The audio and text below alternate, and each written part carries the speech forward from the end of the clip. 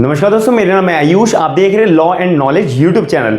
जो लोग MP civil जज की तैयारी कर रहे हैं और जिनका एग्जाम है, तो उन सभी लोगों के लिए ये वीडियो सबसे ज्यादा इंपॉर्टेंट है। आज इस वीडियो के अंदर मैं इंट्रोडक्शन ऑफ लिमिटेशन एक्ट 1963 के बारे में बात करूंगा, जो सभी लोगों के लिए बहुत ज्यादा इंपॉर्टेंट है, क्योंकि एमपी सिविल जज का जो एग्जाम है, उसका जो एग्जाम प्री का आप देने जा रहे हो वो बहुत कम टाइम रह गया। तो आप सभी लोगों के लिए मैं रिवीजन और एक एक पॉइंट आपके सामने मैं प्रेजेंट करूंगा। आप सिर्फ 10 मिनट, अपने 15 मिनट आप सारी बातें छोड़कर इस वीडियो को ध्यान से देखिएगा। एक एक पॉइंट्स मैं आपको गहराई में बताऊंगा, डेप्थ तौर पे एक एक बात हम जानेंगे। सबसे पहली बात, लिमिटेशन एक्ट 1963, ये सभी लोगों ने थोड़ा बहुत पढ़ा होगा या फिर डेप्थ में भी किसी ने पढ़ा होगा। अब उसको स्ट्रॉन्ग करने के लिए आपको क्या क्या जानना पड़ेगा, ये सबसे पहले बताता हूं कि law always helps vigilant people, does not helps dormant people. ये लाइन तो आपने लिमिटेशन एक्ट पढ़ते हुए सबसे ज्यादा पढ़ी होगी। तो लेकिन इसका एग्जैक्ट मीनिंग क्या है कि जो डोरमेंट पीपल है या विजिलेंट पीपल हम किसको कहते हैं? इसका सिंपल जवाब ये होता है कि लॉ जो है ना, जो कानून है, वो सिर्फ जो जागरूक लोग होते हैं, जिनकी आंखें खुली होती हैं, उनकी ही मदद करता है। जो सोते रह जाते हैं उनकी कानून कभी भी मदद नहीं करता। अब इसका सीधा मतलब क्या हुआ कि जो लिमिटेशन एक्ट है 1963 है, वो बना क्यों है? कोई भी केस को टाइम पीरियड प्रोवाइड करने के लिए ही तो बनाया गया है कि भाई अगर तुम्हारे को सिविल केस किसी भी तरीके का फाइल करना है, जैसे कि रिकवरी ऑफ मनी का, हमारे को किसी से पैसे लेने हैं, तो उसके खिलाफ हम केस कब तक डाल सकते हैं? 3 साल तक के लिए टाइम पीरियड होता है। तो बंदा जो है अगर 3 साल तक सोता रहा, चौथे साल में अगर वो केस फाइल करने जाता है किसी का रिकवरी ऑफ मनी का सूट डालने के लिए, तो क्या वो कोर्ट के अंदर केस डाल सकता है? बिल्कुल भी नहीं डाल सकता, क्योंकि उसका जो टाइम पीरियड था, कानून ने जितना टाइम दिया हुआ है, 3 साल का टाइम दिया हुआ है, तो वो जब तक क्यों नहीं डाला उसने केस? जब तक वो सोता रहा। तो इसी वजह से कानून के नजर में जो है वो डोरमेंट पीपल कहलाया जाएगा, डोरमेंट इंसान कहलाया जाएगा। डोरमेंट का मतलब जो सोता रहा, जो स्लीपिंग जो पर्सन बोलते हैं, उसको बोलते हैं डोरमेंट पीपल। कि जो लोग जागरूक हैं, जो लोग जागे हुए हैं, अपने अधिकारों के बारे में जागरूक हैं और जिनको पता है कि भाई मेरे को इतने टाइम पीरियड के अंदर केस डालना ही डालना है, उन सभी लोगों के लिए कानून हमेशा मदद करता है और हमेशा वो दरवाजे अपने खोल के रखता है। ये सिंपल बात हमारे को लिमिटेशन एक्ट ये लाइन के अंदर बता रखी है और बहुत इंपॉर्टेंट लाइन है। एग्जाम पॉइंट ऑफ व्यू से बात करें तो सबसे ज्यादा एमसीक्यू के अंदर इसी का ही मीनिंग जाना जाता है।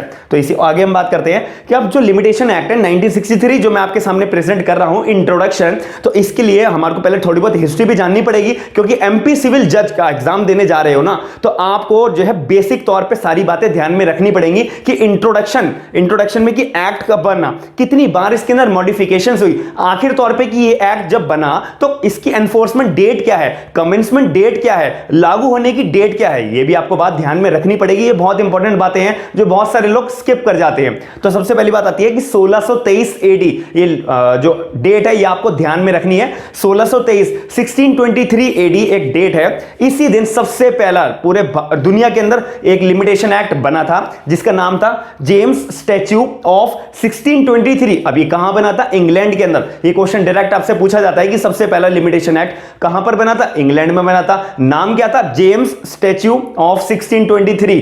ये एक लिमिटेशन एक्ट का नाम था जो एक नींव रखी गई थी लिमिटेशन एक्ट को बनाने के लिए। अब हम भारत के अंदर आते हैं कि भारत के अंदर जो है हमारे लिमिटेशन एक्ट को बनाने की सबसे पहली नींव कहां पर रखी थी और कौन से सन में रखी थी? 1859 को सबसे पहला यूनिफॉर्म लॉ ऑफ लिमिटेशन बनाने के लिए बात रखी गई थी। अब इसके अंदर जब बात रखी हुई तो इसके अंदर जो है सेकंड लॉ कमीशन बिठाई गई और सेकंड लॉ कमीशन ने अपनी थर्ड रिपोर्ट तैयार करके भेजी और इसके बाद 1862 को लिमिटेशन एक्ट सबसे पहला भारत के अंदर लागू कर दिया गया था। लेकिन ये एक्ट आखिर में नींव वाला कब रखा गया था? यूनिफॉर्म लॉ ऑफ लिमिटेशन बनाया कब था? इसका जो ड्राफ्ट है वो कब प्रिपेयर करके रखा था? 1859 को। तो और इसको लागू कब करा गया था? 1862 को। ये छोटी छोटी बातें हैं। एग्जाम पॉइंट ऑफ व्यू के अंदर जब एग्जाम दे रहे होंगे डायरेक्ट क्वेश्चन आपको आएंगे। अगर आपने ये ध्यान से पढ़ा होगा, समझा होगा, याद करके रखा होगा, आपका मार्क्स जो है आराम से स्कोर हो जाएंगे। यही छोटे छोटे पॉइंट्स को हमें ध्यान रखना है कि सबसे पहले जेम्स ऑफ स्टैट्यूट 1623 इंग्लैंड के अंदर बना था। फिर इसके अंदर भारत की बात करें तो यूनिफॉर्म लॉ ऑफ लिमिटेशन हमारा कब बना था? 1859 के अंदर। 1859 वाला लॉ 1862 के अंदर लागू कर दिया गया था, second law commission third report के तौर पे। अब इसके अंदर दोबारा आते हैं कि जो हमारा 1859 वाला लॉ था ना, उसको रिप्लेस कर दिया गया था। रिप्लेस का मतलब कुछ अमेंडमेंट्स करनी होती हैं, कुछ नए मॉडिफिकेशंस हमारे को एक्ट के अंदर करने होते हैं, तो उनको ध्यान में रखते हुए एक नया एक्ट बनाया गया था जो हमारा था 1871 1871 एक और हमारा एक्ट बना था, लॉ ऑफ लिमिटेशन की बात कर रहा हूं मैं। अब 1871 वाला जो लॉ है इसके अंदर दोबारा मॉडिफिकेशंस हुए, रिप्लेसमेंट्स हुई, नए नए प्रोविजंस ऐड ऑन है, फिर एक और हमारा एक्ट बनकर तैयार हुआ 1877 के अंदर लॉ ऑफ लिमिटेशन के नाम से। अब इसके बाद 1877 वाला जो लॉ था उसके अंदर दोबारा मॉडिफिकेशंस की जरूरत पड़ी, नए नए प्रोविजंस को ऐड ऑन करने की बहुत ज्यादा जरूरत पड़ी। इसी वजह से 1908 के अंदर दोबारा हमारा मॉडिफिकेशन हुई लॉ ऑफ लिमिटेशन के अंदर और नया एक्ट हमारा बनकर तैयार हुआ 1908 के अंदर। अब फाइनली एक और आखिरी बार हमारी मॉडिफिकेशन हुई थी हमारे लॉ ऑफ लिमिटेशन के अंदर, जो हम अभी तक पढ़ते आ रहे हैं और जिसका हम इंट्रोडक्शन जान रहे हैं, और आने वाली वीडियोस के अंदर भी आपको सारे का सारा लिमिटेशन एक्ट का कंटेंट और सारी की सारी डेप्थ नॉलेज प्रोवाइड होगी। एमपी सिविल जज जो एग्जाम देने जा रहे हैं उन सभी लोगों के लिए तो बहुत अच्छी वीडियो है। आप 10-15 मिनट तक अपने सारे काम छोड़कर इस वीडियो पे कंसंट्रेट जरूर करिएगा। तो इसके अंदर जो मैंने आपको बताया 1908 वाला जो एक्ट था लॉ ऑफ लिमिटेशन, इसके बाद आखिर बार हमारा मॉडिफिकेशन हुई है 1963 को। अब 1963 को पूरा का पूरा लिमिटेशन एक्ट बनकर तैयार हो गया था, सारे के सारे प्रोविजंस और जितने भी एड ऑन हमारे को करना था सारे फाइनली तौर पे कर दिए गए थे। अब ये एक्ट को जो है एनफोर्स तो करा ही था, लेकिन इससे पहले हम जानेंगे कि प्रेसिडेंट हमारा जो भारत के राष्ट्रपति हैं इन्होंने सहमति कब दी कि हाँ भाई इस पूरे के पूरे एक्ट को पूरे के पूरे भारत के अंदर लागू कर दिया जाए। तो ये कब, ये तारीख आपको ध्यान में रखनी है। 5 अक्टूबर 1963 को हमारे जो राष्ट्रपति जी थे, प्रेसिडेंट थे, उन्होंने लॉ ऑफ लिमिटेशन 1963 को सहमति दी थी कि भाई आज से सहमति दी थी कि हाँ भाई ये लिमिटेशन एक्ट बिल्कुल सही है और ये हमारे देश के अंदर हित में है और हमारे देश के अंदर इस पूरे के पूरे कानून को लागू कर देना चाहिए। अब ये जब सहमति मिली, कंसेंट मिली, एसेंट मिली प्रेसिडेंट से, तो उसके बाद हमारे लिमिटेशन एक्ट को पूरे के पूरे भारत में लागू कब कर दिया गया था? 1 जनवरी 1964। ये सारी की सारी डेट्स आपको टिप्स पर रटी होनी चाहिए क्योंकि आप एमपी सिविल जज का पेपर देने जा रहे हो, ये जो भारत का सबसे बड़ा एग्जाम होता है लॉ कैरियर के अंदर, तो आपको ये सारे पॉइंट्स ध्यान में रखने पड़ेंगे। मैं एक बार और रिकैप्चुलेट आपको कर देता हूं बहुत क्विक वे के अंदर कि 1623 एडी के अंदर, 1623 के एडी के अंदर सबसे पहला लॉ ऑफ लिमिटेशन एक्ट बनाया गया था जिसका नाम था जेम्स स्टैच्यू ऑफ 1623 इंग्लैंड के अंदर। भारत के अंदर बात करें यूनिफॉर्म लॉ ऑफ लिमिटेशन की तो 1859 के अंदर सबसे पहला लॉ बनाया गया था जो 1862 के अंदर एनफोर्स करा गया था, second law commission third report के साथ में। जब 1859 वाला जो लॉ था उसको अमेंड करा या मॉडिफिकेशन करा हमारा 1871 के अंदर, फिर 1871 के अंदर, फिर 1871 वाला जो लॉ था 1877 के अंदर दोबारा मॉडिफिकेशन हुई, 1877 वाले को 1908 के अंदर दोबारा मॉडिफिकेशन के लिए करा गया, फिर 1908 वाले लॉ को 1963 के अंदर फाइनली तौर पे बनाया गया। जो प्रेसिडेंट साहब से हमारे को कंसेंट मिली, एसेंट मिली पूरे भारत में लागू करने के लिए, वो कब मिली? 5 अक्टूबर 1963 को। और पूरा एक्ट जो है लॉ ऑफ लिमिटेशन 1963 पूरे भारत के अंदर लागू हो चुका था। कब? 1 जनवरी 1964 को। ये आपको इंट्रोडक्शन, ये बहुत ही ज्यादा इंपॉर्टेंट वीडियो है क्योंकि आपको एक्ट आपको सबने पढ़ा होगा, सारी चीजें प्रोविजंस मैं मानता हूं सबने पढ़ी होंगी, लेकिन ये इंट्रोडक्शन सबसे ज्यादा इंपॉर्टेंट होता है, ये बेस होता है कोई भी एक्ट को पढ़ने के लिए, डेप्थ में पढ़ने के लिए, क्योंकि अगर आपका बेस स्ट्रांग नहीं है तो आपको कुछ समझ में नहीं आएगा। तो इसी वजह से मैंने आपको डेप्थ के अंदर एक एक बात बता दी है। अब थोड़ा सा एडवांस लेवल की मैं बात करता हूं कि लॉ, इसके अंदर ना एक मैक्सिम वर्ड आता है लॉ ऑफ लिमिटेशन। जब एक्ट आप पढ़ रहे हो, कोई भी कानून आप पढ़ रहे हो, तो उसके अंदर एक मैक्सिम वर्ड है जो आपको परेशान जरूर करेगा, लेकिन अगर इसका मतलब आपको मैंने 2 मिनट के अंदर समझा दिया तो आपको आने वाले प्रोविजंस के अंदर, सेक्शन 3 के अंदर या सेक्शन 7 के अंदर, 5 के अंदर कोई भी दिक्कत नहीं आएगी। वो आने वाली वीडियोस के अंदर हम समझेंगे। तो इसके अंदर विजिलेंट बीबस, नॉन डोरमेंटिबस, जोरा सबवेनिएंट, आपको लग रहा होगा कि बहुत अजीब टर्म है ये, लेकिन इसको ही एग्जाम के अंदर पूछा जाता है। जब आप आंसर राइटिंग कर रहे होगे तो आप जितने ज्यादा से ज्यादा मैक्सिमम कट यूज करोगे, ये टर्म्स यूज करोगे, उतना ही एग्जामिनर आपसे इंप्रेस होगा और ज्यादा से ज्यादा आपको स्कोर हो पाएंगे और आपको अच्छे मार्क्स मिलेंगे। सिंपल बात है। एमसीक्यू की बात करें, प्री के एग्जाम की बात करें तो डायरेक्ट ये क्वेश्चन पूछ लेते हैं कि विजिलेंट बीबस, नॉन डोरमेंटिवस, जोरा सबवेनिएंट, इसका मतलब क्या है? इसका सिंपल मतलब आपको मैं समझा चुका हूं। कैसे समझा चुका हूं? वीडियो के स्टार्टिंग में ही मैंने आपको बोला था, law always help vigilant people, does not help dormant people. ये मेरा मुद्दा और मेन पॉइंट इसलिए ही था कि एक्ट स्टार्ट करने से पहले मैं आपको इस बात का मतलब समझा दूं ताकि आपका थोड़ा दिमाग खुल पाए कि लिमिटेशन एक्ट आखिर है क्या। लिमिटेशन एक्ट का मतलब क्या है? लिमिटेशन एक्ट का मतलब है कि भाई किसी भी केस के लिए टाइम पीरियड प्रोवाइड कराना। अब मान लेते हैं आपको 1 साल का कोई केस फाइल करने का टाइम है और आप सोते रहे कि आप सोच रहे थे मैं कल जाऊंगा केस फाइल करने के लिए, परसों जाऊंगा, ऐसे करते करते आपका 1 साल निकल गया। किया, 1 साल के बाद आपको लगा नहीं अब जाना जरूरी है, अब कोर्ट के अंदर केस डालना जरूरी है, तो जब आप 1 साल खत्म होने के बाद केस फाइल करने जा रहे हो तो ऑब्वियस है, सिंपली एकदम आपका केस रिजेक्ट हो जाएगा। कोर्ट से जो जज साहब है वो आपका केस जो है डिसमिस कर देंगे। अब आपको लग रहा होगा ये तो मेरे साथ इनजस्टिस हुआ है, बिल्कुल भी नहीं हुआ, क्योंकि जो हमारा लिमिटेशन एक्ट 1963 है, जो हमारा कानून है, उसके अंदर साफ साफ लिखा हुआ है विजिलेंट विबस नॉन डोरमेंटिबस ज्यूरा सबवेनिएंट। इसका मतलब ये होता है कि भाई अगर आप विजिलेंट पीपल नहीं हो ना तो कानून आपकी कभी मदद नहीं करेगा, आप डोरमेंट पीपल हो तो आप डोरमेंट ही बने रहो। जब आपको टाइम पीरियड दिया गया था तो आप उस टाइम कहां थे, आपने केस फाइल क्यों नहीं करा? तो ये बात आपको ध्यान में रखनी है। जो मैक्सिम हमारे को लिमिटेशन एक्ट के अंदर सबसे इंपॉर्टेंट मैक्सिम है जो हमारे को बता रखा है, कोई भी क्वेश्चन देख लीजिए आप, जो भी लिमिटेशन एक्ट के अंदर आप पढ़ोगे और आंसर राइटिंग में लिखोगे, इस मैक्सिम की जरूरत 100% आएगी। तो ये बात आप जरूर ध्यान में रखिएगा कि law always help vigilant people, does not help dormant people, that's it.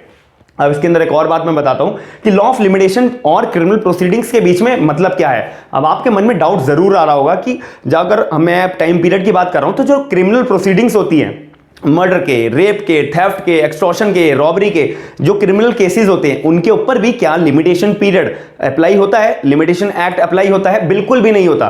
क्योंकि आप कॉमन सेंस से सोचिए कि अगर किसी बंदे ने मर्डर करा तो 1 साल का कोई टाइम पीरियड कानून के अंदर लगा दिया जाए तो 1 साल तक कोई बंदा बाहर रहेगा, भाग जाएगा या फिर छुपा रहेगा। 1 साल के बाद अगर वो सामने आ जाए कि भाई अब तो मेरा टाइम पीरियड खत्म हो गया है, अब मेरे ऊपर कोई भी मर्डर का चार्ज नहीं लगा सकता है क्योंकि कानून मुझे बचा लेगा, तो ये इनजस्टिस नहीं होगा, पूरी सोसाइटी में जो है दंगे फसाद भयंकर तरीके से बढ़ नहीं जाएंगे। तो इसी वजह से क्रिमिनल प्रोसीडिंग्स के अंदर जो है कभी भी लिमिटेशन एक्ट अप्लाई नहीं होता है। क्रिमिनल केसेस आप कभी भी फाइल कर सकते हो। 10 साल बाद भी अगर आपको लगता है कि आपके साथ कोई अपराध हुआ है तो आप 10 साल बाद, 20 साल बाद भी किसी के ऊपर आरोप लगा सकते हो, लेकिन आपके पास एविडेंस अच्छे खासे हैं तो आप कभी भी कुछ भी किसी के ऊपर भी चार्ज लगा सकते हो, सिर्फ क्रिमिनल प्रोसीडिंग्स के ऊपर। लेकिन इसके अंदर एक छोटी सी बात आपको समझने वाली है कि अगर किसी भी प्रोविजन में, किसी भी कानून में, किसी भी एक्ट में अगर लिखा हुआ है कि इस क्रिमिनल एक्ट के ऊपर इतना टाइम पीरियड है कि अगर किसी बंदे ने कोई क्रिमिनल ऑफेंस करा है, कोई अपराध करा है और इसके अंदर उस अपराध करने के लिए केस फाइल करने का इतना टाइम पीरियड है, तो उस केस के अंदर लिमिटेशन एक्ट पीछे हो जाएगा। जिस प्रोविजन में, जिस कानून के अंदर यह बात लिखी हुई है वो अप्लाई हो जाएगी उस पर्टिकुलर केस के अंदर। सिर्फ इतनी बात आपको समझनी है। अब इसके अंदर मैंने आपको बताया क्रिमिनल प्रोसीडिंग्स जो है कमेंस मतलब कभी भी दायर हो सकती है, किसी भी टाइम, आप किसी भी टाइम जो है किसी के खिलाफ केस फाइल कर सकते हो अगर आपके साथ कोई अपराध हुआ है तभी। अब इसके अंदर मैं एक और बात बताता हूं कि लिमिटेशन जो है वो बार कर देता है remedy but does not destroy the right. अब इसके अंदर ये लाइन है, बहुत ही ज्यादा इंपॉर्टेंट है आंसर राइटिंग के पॉइंट ऑफ व्यू से, कि लॉ ऑफ लिमिटेशन जो है ना वो बार्स कर देता है, खत्म कर देता है आपकी रेमेडी, लेकिन आपका जो अधिकार है वो कभी खत्म नहीं करता। आपकी रेमेडी खत्म कर देता है लेकिन आपका अधिकार खत्म नहीं करता। ये बहुत ज्यादा लोगों का डाउट होता है जब वो लिमिटेशन एक्ट पढ़ते हैं। आने वाले वीडियोस के अंदर आपको पर्टिकुलर सेक्शंस के तौर पे समझाया जाएगा। ये मैं सिर्फ आपको ओवरव्यू दे रहा हूं, बिल्कुल इंट्रोडक्शन दे रहा हूं, क्योंकि इंट्रोडक्शन जब तक आपका क्लियर नहीं होगा तब तक आप कभी भी कोई भी एक्ट समझ नहीं पाओगे। ये मेरा अपना पर्सनल एक्सपीरियंस है आप सभी लोगों के सामने जो मैं आपको प्रेजेंट कर रहा हूं।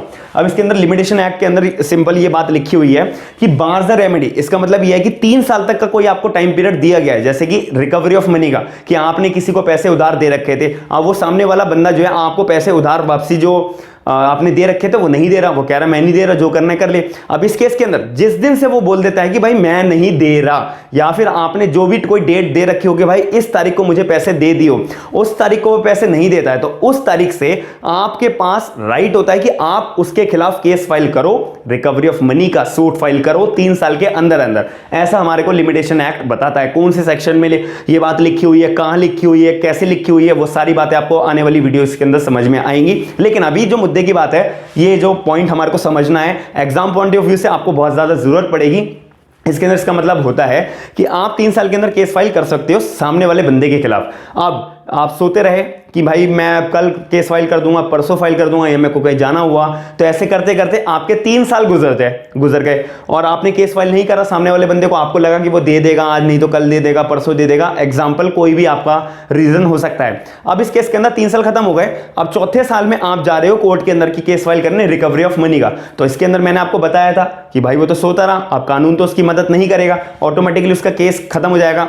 तो आधी लाइन का तो मतलब आपको यही समझ आ गया, लिमिटेशन बार्स रेमेडी। आपका जो अधिकार था, आपका जो रेमेडी थी कोर्ट के जरिए अपना अधिकार पाने का, वो खत्म हो जाता है। मैंने ये बात खत्म कर दी। लेकिन इसका मतलब ये नहीं है कि आप जिसको आपने पैसे उधार दिए थे आप उससे बातचीत करने नहीं जा सकते कि भाई मैंने तेरे को जितने पैसे उधार दिए थे, कोर्ट में तो मैं केस डाल नहीं सकता क्योंकि टाइम पीरियड खत्म हो गया है, तो भाई तू मेरे को जितने पैसे दे सकता है दे दे। आप ये बात करने जा सकते हो, अपना म्यूचुअल एग्रीमेंट करने जा सकते हो, म्यूचुअल सहमति समझौता करने जा सकते हो। इस चीज के लिए आपको कानून मना नहीं करता है कि भाई अगर तुम्हारा रेमेडी अगर कोर्ट के रास्ते बंद हो गए या कानून के रास्ते बंद हो गए तो इसका मतलब ये नहीं कि आप पर्सनल तौर पर नहीं जा सकते। आप बिल्कुल जा सकते हो, अपने सामने वाले बंदे से पैसे का लेन देन जो है समझौता करने बिल्कुल जा सकते हो। इसका मतलब ये लिखा हुआ है कि लिमिटेशन जो है वो बार तो कर देता है, रेमेडी खत्म तो कर देता है रेमेडी। इसका मतलब ये नहीं आपको अधिकार ही खत्म हो गया पैसे मांगने का, पैसे मांग सकते हो आप आराम से जैसे मर्जी मांगो।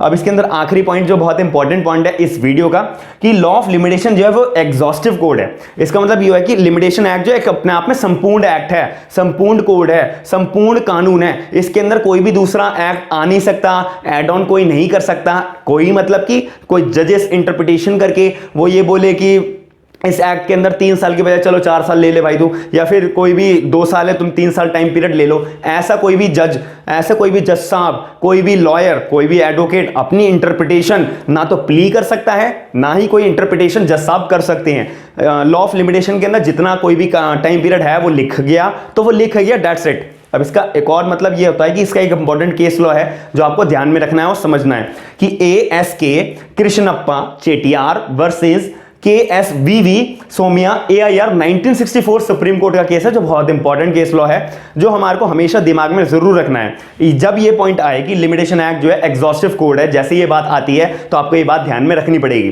क्या मतलब होता है कि इंडियन कोर्ट्स जो हैं वो परमिटेड नहीं होते हैं कि to travel beyond this provision to add और सप्लीमेंट दे। जो मैंने आपको भी एग्जांपल बताया कि जो इंडियन कोर्ट्स है ना, इंडियन कोर्ट्स के अंदर जो इंडियन जजेस बैठते हैं, जो जजेस बैठते हैं, जज साहब बैठते हैं, उनका कोई भी अधिकार नहीं होता कि वो लॉ ऑफ लिमिटेशन एक्ट के अंदर जो भी टाइम पीरियड लिखा हुआ है, जो भी प्रोविजंस लिखे हुए हैं उसके बाहर जाकर अपना जजमेंट दे कि भाई कोई भी जजमेंट, कोई भी लिमिटेशन एक्ट के अंदर प्रोविजन में लिखा हुआ है कि 3 साल का टाइम पीरियड है। अब जज साहब जो है कोई इंटरप्रिटेशन लगाएं या कुछ भी बोलें और अपने तौर पर वो बोले नहीं भाई तुम्हारे को चलो मैं 4 साल दे रहा हूं टाइम पीरियड के लिए, तुम 4 साल के अंदर केस फाइल करो। अगर जज साहब ऐसा करते हैं तो वो बिल्कुल भी नहीं कर सकते, इसके विरुद्ध जा रहे होंगे। ये केवल मतलब लिखा हुआ है कि ask Krishnappa Chettiar versus KSVV सोमिया AIR 1964 सुप्रीम कोर्ट का केस लॉ है जिसके अंदर साफ क्लियर बोला हुआ है कि इंडियन कोर्ट्स कभी भी जितने भी लिमिटेशन एक्ट के प्रोविजंस है वो उसके बाहर जाकर बात नहीं करेंगे, बाहर जाकर अपना जजमेंट नहीं देंगे। जो भी कानून के अंदर लिखा हुआ है उसके दायरे में ही रहकर वो सारे के सारे अपने जजमेंट्स देंगे। अगर वो ऐसा करते हैं तो वो गलत कर रहे हैं और ऐसा बिल्कुल भी पॉसिबल नहीं हो सकता है, और ना तो कुछ ऐड ऑन कर सकते हैं ना तो कुछ माइनस कर सकते हैं। ये पूरी की पूरी वीडियो का एक कंक्लूजन था, एक इंट्रोडक्शन वीडियो थी लिमिटेशन एक्ट 1963 के तौर पे। अगर आप ऐसी वीडियोस देखना चाहते हैं, आगे फर्दर सेक्शंस पढ़ना चाहते हैं तो आप वीडियो को लाइक और चैनल को सब्सक्राइब, साथ ही में अपने कमेंट सेक्शन के अंदर अपने व्यू पॉइंट्स बताइएगा कि आपको वीडियो कैसी लगी, कुछ समझ में आपका आया, कोई भी डाउट आपका बनता है तो आप कमेंट सेक्शन में जरूर बताइएगा। साथ ही में इंस्टाग्राम का आपको पेज नजर आ रहा होगा लॉ एंड नॉलेज के तौर पे, आप वो जरूर जाकर उधर इंस्टाग्राम पर फॉलो जरूर करिएगा, साथ ही में चैनल को सब्सक्राइब जरूर करिएगा। थैंक यू, धन्यवाद।